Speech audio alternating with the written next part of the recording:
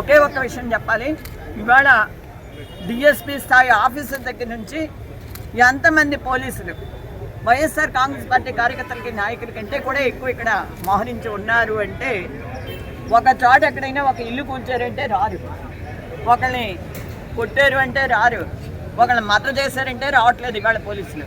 కానీ ఇంతమంది ఏబిఎన్ ఆఫీస్కి, ఒక చిన్న ఆఫీస్ ఇక్కడ ఉన్నది, ఒక చిన్న బ్రాంచ్, దానికోసం ఇంతమంది పోలీసులు ఇక్కడ మోహరించారు అంటే, పోలీసుల మధ్యలో పోలీసులను పహరా కాయించుకుంటూ పోలీసులకి ఇంకో పని లేదన్నట్టు ఈ ప్రభుత్వ నాయకులు నడుపుతున్నారు. రెడ్ బుక్ రాజ్యాంగం ఎంత తీవ్రతరంగా ఉంది అన్నది ఈ విషయాన్ని బట్టి మనకు అర్థమవుతుంది. దయచేసి ఇదే రకమైనటువంటి స్లోగన్స్ కొనసాగించద్దు.